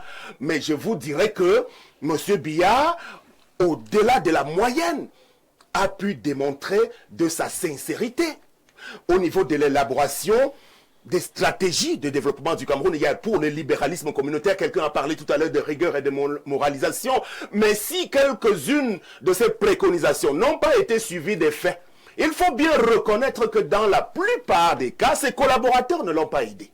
Et lui, il a choisi... Vous êtes le tenant de la thèse... Attendez, Sam Sevran. Oui. Vous êtes le tenant de la thèse qui veut que tous les collaborateurs du président sont mauvais. C'est le président seul qui est bon. C'est ça? Alors, vous le prenez au premier degré, bon, je ne veux pas le dire comme vous êtes ça, sur le plan mystique. mais en réalité, reconnaissons qu'il a eu d'assez bons collaborateurs aussi, mais dans la plupart des cas, vraiment, reconnaissons-le aujourd'hui, ils n'ont pas aidé le président, la plupart de ces gens-là. Et c'est pour cela même qu'aujourd'hui, il est coincé à ne plus pouvoir changer d'équipe, à la limite. On va chuter. Bon, voilà, alors je vais donc chuter en disant... Allons questionner la sincérité des politiques camerounais également avec, je vais prendre 3 grands cas. Vous avez John Frundi de regrettée mémoire, vous avez Bello Bouba Maïgari par exemple, et on pourra citer Maurice Kamto. Si vous interrogez les trajectoires de ces 3-là, alors, M. Frundi, vous savez qu'il incarnait à un moment donné l'opposition dite radicale, mais vers la fin de son parcours, vous avez vu qu'il avait réussi quand même à opérer quelques changements en matière de pragmatisme, parce qu'il faut faire de la réelle politique aussi. Et parlant de réelle politique, et là, intervient le cas de Bello Bouba Maïgari, qui était, on va le dire, au début des années 80, aussi quelqu'un avant son exil, qui était opposé au système. Lorsqu'il revient vers la fin de son parcours, il a rejoint la majorité présidentielle. Pourtant, il représente beaucoup de choses aujourd'hui par rapport à son électorat du Grand Nord. Et quid donc de Maurice Kamto, parce qu'on n'a pas beaucoup de temps, ces derniers temps, il est arrivé deuxième à la dernière élection de 2018. Alors, depuis 2018 jusqu'en 2025, on n'a pas le sentiment qu'il a su se positionner pour incarner le chef de l'opposition. Aujourd'hui, comme il aurait dû l'être. Vous le dites parce que vous êtes véritablement. Vous le dites parce que vous pas êtes nécessairement, puisque j'ai appartenu même à ces partis-là. Donc, c'est beaucoup de regrets aujourd'hui. C'est-à-dire qu'on aurait pu attendre. Vous avez appartenu à combien de partis politiques au fond? Bon, en réalité, je ne sais pas si l'émission est consacrée à Sam Sevran. Vous maîtrisez encore le nombre de partis où vous êtes passé? Non, pas beaucoup. En réalité, 2 ou 3 maximum à la limite. En un temps record, d'un parti. En un temps record. Oui, en un temps record, parce que précisément, si vous voulez sortir par mon cas... Est-ce que l'on peut dire que vous êtes sincère? Exactement. Alors, pour le cas qui me concerne, moi, je suis dans une démarche qui voudrait que le politique soit amené à gérer, à influer sur la gestion de l'activité publique en réalité aujourd'hui. Donc il faudrait à ce moment-là savoir s'adapter par rapport au contexte. Sam Severango, oui. Êtes-vous un homme politique sincère? Mais c'est une question assez compliquée. Est-ce que je peux dire non? Je pense que je suis sincère finalement aujourd'hui. Et ma sincérité a souvent consisté à garder ce que j'ai en moi dans mon ADN. C'est-à-dire que moi, je suis épris de paix, de justice sociale et d'égalité des chances. Ça, c'est quelque chose dont je ne me départis pas finalement. Les appareils, vous savez, les appartenances dans des équipes, en réalité, sont davantage des moyens à travers lesquels on peut accéder à la gestion des affaires publiques. Merci Sam Severin Ango. Chacun qui prend la parole ce matin parle comme un avocat. On a l'impression que ce sont des plaidoiries, des réquisitoires, des démonstrations. Je vais passer dans la parole à quelqu'un d'autre qui donnera aussi sa démonstration. Pierre Blériot-Niemek, ce matin, nous interrogeons la sincérité des hommes politiques au Cameroun. Quel est votre regard? Je suis assez clair là-dessus. Le Cameroun, comme tous les autres pays, toutes les autres nations, a les hommes politiques qui le méritent. Pourquoi s'en prendre aux hommes politiques? Est-ce que les médecins sont sincères? Est-ce que les journalistes sont sincères? Est-ce que le peuple lui-même est sincère? Le peuple, on a un truc qu'on appelle maintenant sur les réseaux sociaux la VAR. On peut vous opposer vos positions et vous dites... Et on peut prendre une vieille position que vous avez eue il y a 22 ans. Oui. Mais vous regardez la position et vous dites, oui, j'accepte. Mais je dis ce que je dis actuellement. Et puis rien ne vous arrive. Et puis les journalistes peuvent toujours vous accueillir. Donc c'est un peuple... le peuple camerounais, il peut donner... Bon, je ne vais pas dire la nausée, mais on n'ira pas jusqu'à ce niveau. C'est pour ça que j'ai dit que je ne pouvais pas dire ça. Je trouve quand même que c'est un peuple un peu barbare qui aime se vautrer dans ce genre de choses. Il a les hommes politiques, le premier d'entre eux, qui incarne la cohérence de l'incohérence.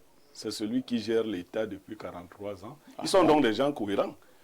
Ils sont cohérents dans leur incohérence. Ils ont choisi d'être incohérents. Et ils tiennent le bon bout. Regardez simplement comment on organise la vie politique. On dit mandat des grandes réalisations. C'est quand on a fini de réaliser qu'on tombe aux opportunités. C'est-à-dire, si tu ne sais même pas si c'est un tas de fous, si tu ne comprends pas, c'est-à-dire les gens réalisent avant d'avoir les opportunités. Nous attendons donc le leitmotiv de la campagne qui arrive. Comme ils savent inventer, bon, ils ont appris à parler français. Sauf que même dans la langue française, il faut organiser les choses de manière cohérente. On a des opportunités. Ensuite, on nous a dit récemment que le Cameroun allait se transformer en un vaste chantier.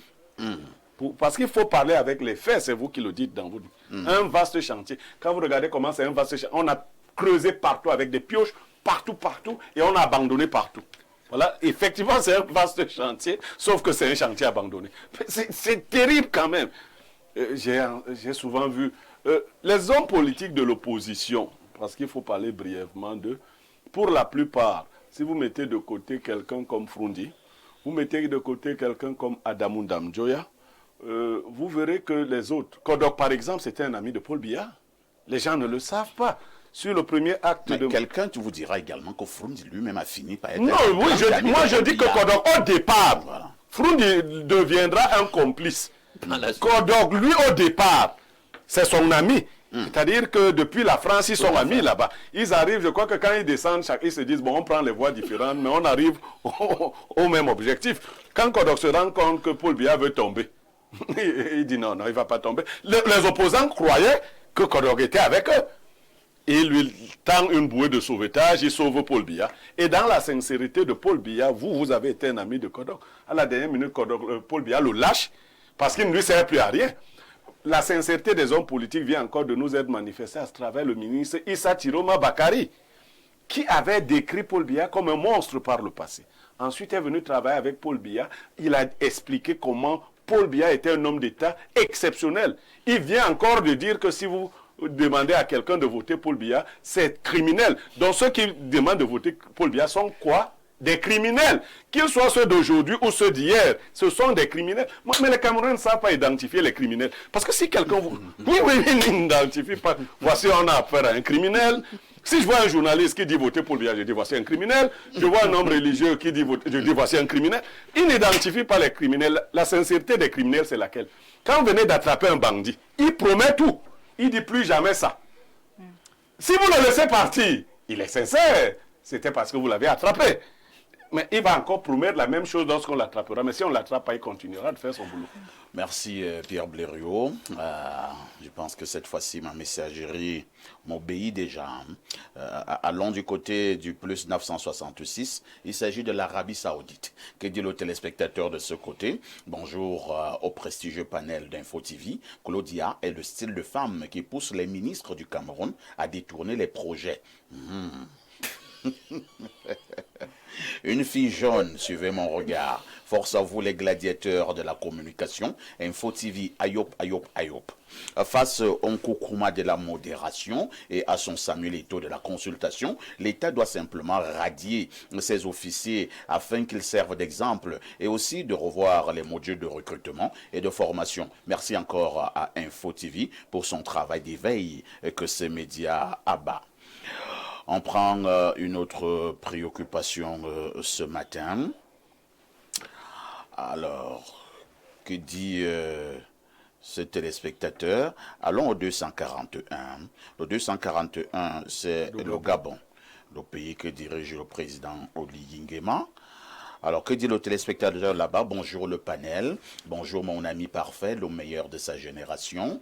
Non, les hommes politiques au Cameroun ne sont pas sincères. Kamto par exemple, chaque jour il fait le va-et-vient et n'oublions pas qu'il a bien mangé avec ceux qui nous gouvernent aujourd'hui. En France, il tient un discours de guerre, prenant l'exemple sur le Sénégal avec 50 morts et au Cameroun, il vient parler de la paix. Le grand professeur Joseph Owona avait dit que la politique a déshabillé le professeur agrégé. Issa Tiroma qui tient des discours contradictoires en justifiant que la trajectoire d'un homme politique n'est pas droite. On peut en citer plusieurs comme ça. Nietzsche, on ne le comprend même plus. Mais nous pouvons voir que le président Paul Biya est cohérent malgré ce que nous pouvons dire. Dans l'opposition, nous avons aussi Célestin Jamen qui est très intéressant et l'honorable Cabral. Autre message ce jour, bonjour le plateau, dites aussi aux douaniers que la cohésion existe, c'est Miko de Marois. Il dit également qu'on a oublié le conflit douane et armée. D'accord, trop de conflits. Hein. Prenons un autre message ce matin. Alors, que dit ce téléspectateur? Allons au plus 966. Il s'agit de quel pays là? Les Émirats Arabes Unis. Hein? Un autre téléspectateur de ce côté, il dit « Je suis tout à fait d'accord avec l'analyse du majestueux Alain Douk, le puissantissime Goliador de la modération, a su bien inviter M. Sam Sévéran Ango. » Bon, la suite, ce sont des insultes hein, à l'endroit de Sam Sévéran et je saute. Si vous avez des problèmes comme contre Sam Sévéran, vous allez régler ça au village. Alors, Julie P., les hommes politiques au Cameroun, est-ce qu'à un moment donné, on ne dira pas que tant pis pour vous qui croyez au langage des hommes politiques? Est-ce que c'est aussi une belle excuse pour dire que non, lorsque vous avez un homme politique qui est incohérent, on dira non, c'est la politique. Est-ce que la politique rime avec mensonge, incohérence, non, trahison? Malheureusement pas. Malheureusement pas. La politique rime avec moralité, rime avec regroupement, rime avec amour déjà d'abord pour sa patrie, amour pour les personnes qui sont dans les citoyens, on va dire camerounais. Je dirais également que les hommes politiques, est-ce qu'ils sont sincères? On le voit d'ailleurs dans notre pays, on le voit actuellement, comment les hommes politiques ont leurs intérêts en premier, c'est-à-dire qu'ils placent leurs intérêts en avant au lieu de placer l'intérêt des citoyens. C'est-à-dire que, je vais le dire comme ça, Aujourd'hui, les hommes politiques font des promesses faramineuses qu'ils ne réalisent pas. Je vais prendre l'exemple du côté de Nkonsamba. Oui. Par exemple, je vais prendre de ce côté-là, du côté du petit village Koniné. Jusqu'aujourd'hui, ils n'ont pas d'eau potable. Et pourtant, lors des législatives, on leur a promis de l'eau potable, on leur a promis un développement de ce côté-là, on leur a promis des routes qui ne sont pas encore faites jusqu'à Mais ils vont encore voter non, ils ont dit qu'ils ne vont plus voter. Quand ils disent souvent ça, ils ne votent pas. Malheureusement, c'est ça. Ils disent souvent qu'ils ne vont pas voter, ils votent. Voilà, malheureusement. Aujourd'hui, on a des hommes politiques pour avoir l'approbation des populations, pour avoir l'approbation de l'opinion publique. Ils sont prêts à monnayer, ils sont prêts à donner. On voit d'ailleurs ce qui se passe aujourd'hui pour avoir leur approbation. Mais malheureusement, ce qui se passe, c'est que le peuple est oublié. Le peuple n'est pas mis en avant dans les intérêts des hommes politiques. Aujourd'hui, tout ce qu'ils veulent, c'est être au pouvoir. Une fois qu'ils sont au pouvoir, ils oublient leurs promesses, ils oublient tout ce qu'ils ont dit, qu'ils vont réaliser pour la population. Malheureusement, c'est ça qui met en doute vraiment leur sincérité. On se dit au départ que oui, on pense que cet homme vraiment comprend nos problèmes parce que lorsque les hommes politiques parlent, lorsqu'ils promettent des choses aux populations, je vais le dire, ils touchent du doigt les problèmes que régit notre société. Mais malheureusement, une fois qu'ils ont la capacité de résoudre cela, ils ne le font pas. Donc, il y a de quoi se poser des questions sur la sincérité des hommes politiques aujourd'hui au Cameroun. C'est vraiment un problème très très grave. Voilà. C'est vraiment un problème très très grave. Sam Sévérin veut dire quelque chose. Attends, c'est vous qui modérez. Pas du tout. Allons-y, Sam Sévérin. Oui, non, je voulais faire une petite précision à sa suite parce qu'il va falloir qu'on tombe d'accord sur la classification. Parce que quand on dit homme politique, on est un peu tout reversé dedans. Il faut délimiter ceux qui sont aux affaires précisément, c'est-à-dire les ministres, peut-être les directeurs généraux, mais les maires, les députés, c'est-à-dire ils ont été élus pour agir. C'est à eux, c'est vis-à-vis d'eux qu'il y a comme une obligation de reddition de comptes en direction des populations. Ceux qui sont dans les milieux de l'opposition, comme Cabral Libi, Serge Espoir Matomba et bien d'autres qui aspirent à diriger, vous avez évoqué, quelqu'un a évoqué le cas de Célestin Jamel, on ne peut pas leur faire le reproche de n'avoir pas réalisé tel ou tel projet aujourd'hui au Cameroun. Et c'est pour cela qu'il faut bien, de la part du modérateur, constater cette différence-là. Quand on dit homme politique, globalement, on ne peut pas tous être mis dans la même catégorie. Mais je suis d'accord aussi qu'on a eu un ensemble de politiciens qui n'ont pas su jouer leur rôle, même parmi les élus. Pourquoi ? Par rapport à la nature aussi du système camerounais. Parce que nous avons eu affaire à un parti politique prégnant, le RDPC, ultra dominant. Par exemple, les députés, tous les parlementaires, y compris les sénateurs RDPC, ils n'ont pas d'obligation à faire des miracles parce qu'il n'y a pas d'opposition vive à l'intérieur du Parlement aussi. C'est pour cela qu'on peut faire le reproche à ceux qui ont boycotté les élections d'avoir laissé le champ libre à une seule équipe politique qui ne se sent donc pas obligé forcément d'aller accomplir des choses, même si ce n'est pas une excuse. Mais c'est quand même une lecture qu'on peut faire aussi dans ce sens-là. Merci. Repartons à la messagerie. Bonjour, parfait. Je ne vais pas m'étendre sur la thématique elle-même, mais plutôt réagir à la revue que je viens de voir. Promotion commerciale des produits de grande nécessité. Parfait, soyons sérieux. C'est une... Alors, moi, je n'aime pas ce genre de choses. Vous choisissez votre sujet et vous voulez utiliser mon plateau pour faire passer vos idées et je saute. Voilà, je vous ai dit, c'est moi qui donne le temps.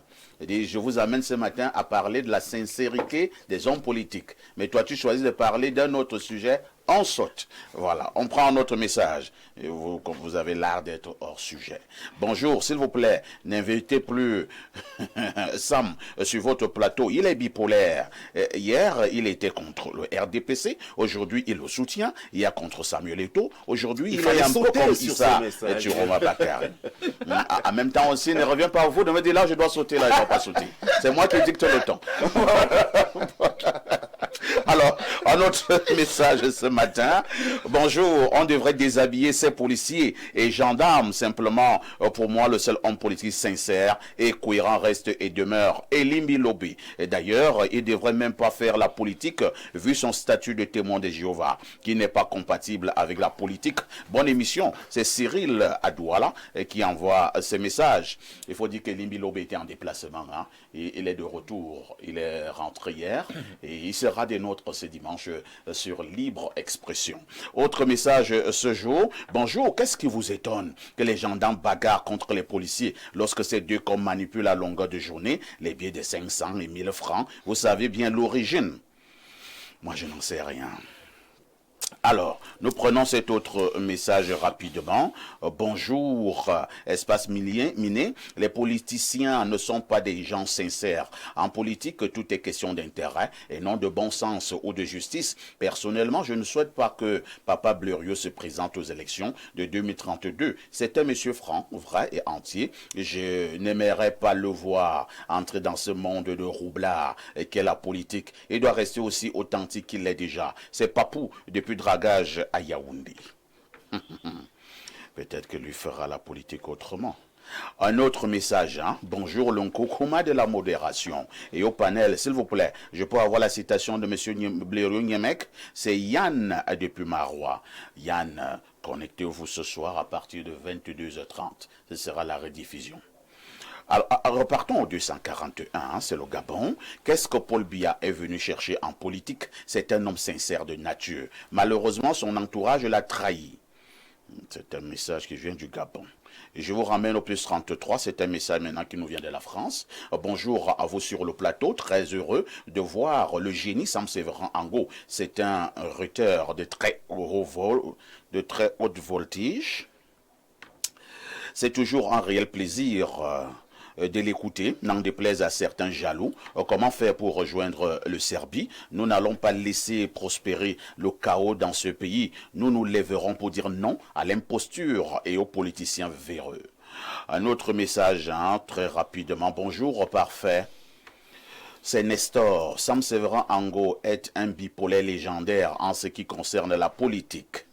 Oh, Sam Séverin, vous allez répondre tout à l'heure, hein, puisque le même message revient.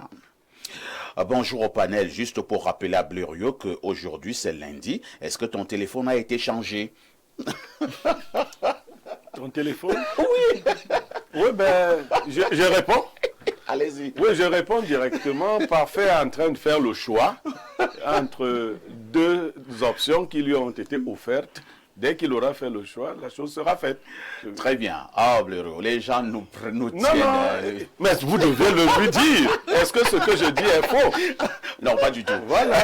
Alors, le même téléspectateur continue en disant un bonjour particulier à monsieur Sam Séverin. J'aime son aisance à manipuler la langue de Molière. C'est Denis Dodja qui envoie cette contribution.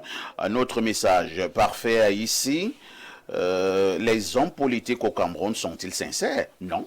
Sam Séverin Ango, professeur Wanangini, Belibi Abouna, Duclom Bouen. Parfait, ici, Albert Zongan déclare que Frondi a gagné les élections en 92, que la coalition qui a permis cette victoire, réunie autour des caïds du parti RDPC, ont décidé, en dehors de la vérité des urnes, de ne pas laisser le vainqueur siéger et ne s'étant pas entendu sur lequel le Bello, Ndam ou Bedigui pouvaient valablement prendre le siège, ont tous jeté le dévolu sur qui vous savez. Parfait, ici, la prison, c'est la pire des choses à souhaiter à un homme. Lorsqu'on a mis un professeur en prison, 9 mois de sa vie, même si avant il n'était pas sincère, attendez, vous allez juger de sa sincérité au terme de ce processus qui a déjà commencé. Regardez par vous-même.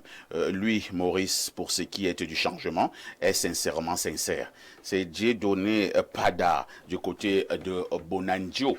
Alors, Sam Séverin, plusieurs messages reviennent pour dire que vous êtes le prototype même des hommes politiques qui ne sont pas sincères au Cameroun. Non, les Camerounais eux-mêmes, ils ne sont pas sérieux, en réalité. Voilà pourquoi toi aussi tu n'es pas sérieux. Non, je veux dire la grande masse. Moi, je n'appartiens pas à la masse, je suis au-dessus. Vous voyez. Donc, en réalité, il faut dire à nos compatriotes qu'ils ont intérêt à se cultiver. Parce que Bruno Le Maire en France, qui a terminé un des meilleurs ministres de la Macronie, a été d'abord un des fleurons de la droite dure en France. Même en Côte d'Ivoire, Guillaume Soro a travaillé avec Ouattara. Hein. Mais il faut que les gens soient cultivés.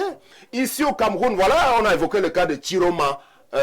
Tout à l'heure, encore que moi je n'ai rien à reprocher fondamentalement à Chiroma à la limite, donc il a fait preuve de réel politique. Chiroma peut être ton modèle. Non, en réalité, je n'ai rien à lui reprocher. S'il peut repartir le repas, il n'y a pas de souci, le RDPC va continuer avec d'autres personnes qui vont arriver dans la majorité au pouvoir. C'est un jeu d'intérêt au niveau des appareils, je vous l'ai dit. L'essentiel c'est qu'on s'accorde finalement sur l'objectif essentiel qui est de contribuer au rayonnement de la collectivité aujourd'hui. Donc, moi, je ne peux pas être pris pour exemple ou bien pour cible parce que je ne suis pas un homme politique de premier plan. Il faut aller juger ceux qui ont accédé aux affaires, ceux qui ont été leaders de partis politiques et ont intégré la gestion des affaires. Ce n'est pas une belle excuse. En réalité. Elle est pour justifier votre bipolarité. Vous dites, regardez Chiroma, regardez aussi tel en France, regardez Guillaume Soro. Donc, si moi aussi je suis bipolaire au Cameroun, pourquoi vous me gardez dans? C'est ça? La bipolarité, c'est une pathologie, monsieur Aïssi, vous le savez. C'est-à-dire qu'on est diagnostiqué en réalité. Cela signifie donc que vous êtes malade? Non, pas du tout. Donc, justement, c'était un excès de langage donc de la part. C'est ce que j'ai évoqué tout à l'heure. Vous savez, les Camerounais sont par ordre entier déversés sur les réseaux sociaux pour régler leurs comptes et les gens vous en veulent pour dire du mal finalement. En réalité, vous savez, les gens vous détestent même pour rien. Juste parce que vous avez de la fierté à parler comme je parle là, les gens vont commencer à vous détester. Moi, je n'ai pas l'ambition de faire l'unanimité. J'ai travaillé avec Madame Julie P, où j'ai dirigé le groupe For You Radio-Télévision à sa naissance. J'ai fait beaucoup de choses dans les médias. Donc, je suis bien un des meilleurs dans ma catégorie au Cameroun, hein, de ma génération. Vous le savez. Mais très peu en arrivent à souvent le reconnaître. Vous avez travaillé dans un pays de sorciers. Dans combien de médias? Bon, alors, dans combien de... Je vois là où vous voulez en venir aussi. Mais là aussi, c'est une grande qualité d'être toujours sollicité. Vous avez vu le chiffre, On l'appelle... On va passer la parole à Lendouk. Alain Douk, oui, on voulait prendre la parole. Bien, écoutez, il y a un média assez connu pour ceux qui le connaissent dans l'écosystème médiatique français appelé Faits et Documents, qui a rapporté des propos du président Macron, qui décrivait dans un propos ce qu'on devait retenir du politique. Qu'est-ce qu'un politique? Donc, Macron, d'après Faits et Documents, a dit, écoutez, le politique, on peut l'assimiler à une espèce de prostituée. Ah bon? Si on peut, peut-être que c'est très dur, mais peut-être que Macron nous dit une vérité. Alors, la prostituée, vous voyez, elle vend ses services. Peut-être que le politique, en fin de compte, c'est ça. C'est un tendu. Et vous allez voir que, dans les faits, on a l'impression que c'est ça. Hein? Quelqu'un a dit sur le plateau ici que c'est des gens qui agissent au gré de leurs intérêts. Ils s'offrent au plus donnant, au plus causant, au plus... Voilà. Donc, c'est en fait ça. La prostituée, lorsque vous êtes là, en débat avec elle, elle peut vous faire croire que vous êtes le plus beau des étalons, elle crie, elle fait... Pourtant, elle simule. Mais c'est ça aussi, cette hypocrisie, hein, cette tartufferie qu'on retrouve dans la sphère... Non, vous êtes un peu trop dur. Non, parce que parlant de la politique au Cameroun, accordez-moi quelques secondes. Quand vous allez prendre la parole, vous allez prendre la parole. Non, vous parlez avec beaucoup de simplisme. Non. Ce n'est pas bien. Pourquoi? Ce n'est pas facile de rentrer dans cette arène. Je parle escalité. Je suis entré là-dedans, d'abord journaliste à la base. Je vous assure... Ce n'est pas du tout facile parce que c'est bien justement, de s'ériger en on découvre les vrais hommes dans leur capacité à ne pas être des girouettes. Exactement. D'accord. Un homme qui tourne comme une girouette au gré du vent. C'est un problème ça. Ça veut dire qu'il n'y a pas de repère, il n'y a pas d'ancrage axiologique et ça, pour un pays tel que le nôtre, totalement dévasté, il faut des gens qui sont ancrés dans les valeurs. Et c'est pour cela que, réagissant notamment à ce qu'un téléspectateur vient de dire, j'encouragerais plutôt Blériot à entrer dans la sphère de la politique parce que, dites-vous, on ne va pas laisser tout le temps les gens médiocres, moralement, éthiquement, nous diriger. Moi-même, par la suite, je vais entrer en politique. Parce que je ne peux pas accepter longtemps me laisser gouverner par des gens qui n'ont pas de valeur. Et parce que, puisque c'est la politique qui décide de tout, je vais subir. On va passer la parole à Pierre Blériot. S'il vous plaît, on passe la parole à Pierre Blériot. Pierre Blériot, je voulais justement vous poser cette préoccupation. Vous qui voulez être candidat en 2032, il y a un téléspectateur qui disait tout à l'heure qu'il faut laisser cette affaire. Vous qui êtes un homme moral, un homme qui a un certain nombre de principes, qui a de la dignité, et ainsi de suite, vous allez vous salir dans cette affaire. Vous suivez ce conseil ou alors vous pensez que vous pouvez faire la politique autrement? J'ai eu le temps de réfléchir sur ce conseil avant que de me décider. Je vous ai dit, j'ai été étudiant, j'ai été vice-président d'étudiants de la faculté des arts, lettres et sciences humaines. J'ai vu les camarades, déjà au niveau de l'université, faire preuve de trahison. On les instrumentalisait déjà à ce niveau-là. Ils ont continué. Il y en a qui ont une longueur d'avance dans l'hypocrisie, mais aussi dans la malice. Ils se positionnent avant. Vous ne pouvez pas changer les choses si vous êtes au milieu de l'échelle ou au bas de l'échelle. Vous ne pouvez pas fondamentalement. Je veux dire que si vous êtes surveillant général dans un lycée, vous essayez d'implémenter une certaine moralité, elle n'ira pas bien loin si le proviseur de ce lycée n'est pas dans cette logique. Mais une fois que vous êtes proviseur d'un lycée, vous n'allez plus justifier les tripatouillages par le fait que tel surveillant général, le surveillant général qui ne me ressemble pas, n'est pas dans mon équipe. Donc je dis que tous ceux qui sont dans le gouvernement actuel, tous ceux qui ne font pas bien, ressortissent de la volonté de celui qui les a mis là. Donc ils lui ressemblent. C'est pas eux qui le tirent quelque part, c'est lui qui les envoie quelque part. Ne dit-on pas souvent qu'ils s'assemblent? Mais c'est vous qui attirez vers vous les gens que vous voulez. Même mon personnel de maison. Si tu viens demander de l'emploi chez moi et je t'entends me dire de quelqu'un, je te dis, bon, comment on ne fait pas ça chez moi? Je te renvoie. Si vous vous accommodez des gens qui n'ont pas de statut moral, c'est que vous n'en avez pas vous-même. C'est aussi simple que ça. Très bien. Donc, le problème ici, c'est qu'on peut changer, mais il faudrait que ce soit les Camerounais qui s'aperçoivent qu'il y a des sujets moraux et il y a des sujets pas immoraux. Moi, je ne considère même pas que les hommes... Amoraux? Ils sont amoraux. Ils n'ont reçu aucune leçon de la morale. Donc, ils peuvent faire ce qui est moral de manière impromptue, mais généralement, ils ne savent même pas ce qu'ils font. Si vous prenez un exemple, je sors par là, j'ai encore pris l'exemple de Issa Tiroma. Je vous ai dit hier que c'est un griot à la base. Les qualités de rhéteur, de tribun, n'enlèvent rien aux qualités, au fait qu'il ne soit pas un sujet moral. Au contraire, ils se servent du langage pour endormir, pour tromper les masses. Bonjour parfait et salut à ton panel. La sincérité est l'expression fidèle des sentiments réels par la vérité. Au regard de cette définition, on ne peut pas considérer un homme politique de sincère. L'homme politique utilise des slogans politiques pour asseoir son art, qui n'exclut pas le mensonge. Cet usage n'a pas de chronologie. Ça ne doit pas surprendre Blériot que le RDPC parle d'ambition avant et d'opportunité après. C'est Edongo à Yaoundé. Autre message ce matin, que dit ces téléspectateurs? Bonjour à tout le panel. Votre émission m'a fait découvrir Info TV et je m'y suis définitivement attaché. Bravo surtout à vous, parfait Haïti. Parlant du thème, je dirais que les hommes politiques au Cameroun ne sont pas sincères, car au Cameroun, on a totalement séparé la politique de la morale, au point de penser que faire la politique, c'est apprendre à être malhonnête. Aussi, certains scientifiques du Cameroun ont noyé leurs aptitudes scientifiques dans la politique au point de ne plus répondre à l'objectivité dans les idées. Si nous voulons que la politique soit véritablement au service du développement, nous devons remettre ensemble politique et morale. C'est pourquoi dans l'Antiquité, Platon a prôné le règne du philosophe roi. C'est Pierre Bembe à le Boudi. Ah oui, j'aime bien cette pensée de Platon. Hein. Oui, il disait que la République ne sera bien faite que lorsque nous aurons à la tête des États des rois philosophes et des philosophes rois. Julie, oui. Vous pouvez être avec un homme politique comme époux? C'est une question assez complexe et archaïque et en même rocambolesque en même temps. C'est compliqué, je ne pourrais pas. Pourquoi? Ne pourrais pas, non, je ne pourrais pas malheureusement. Vous pouvez être avec un militaire. Non plus. Non plus, rien de tout cela. Rien de tout Alors, cela. revenons à la sincérité des hommes politiques. Au finish, quand nous allons sortir de ce plateau, on retiendra que l'homme politique, c'est un malhonnête, c'est un bandit, c'est un voyou, c'est un menteur. C'est ça qu'on doit retenir. Malheureusement, si vous êtes un homme politique sincère et vrai, comme le disent certains téléspectateurs de M. Blériot, vous allez vous mettre beaucoup de personnes à dos.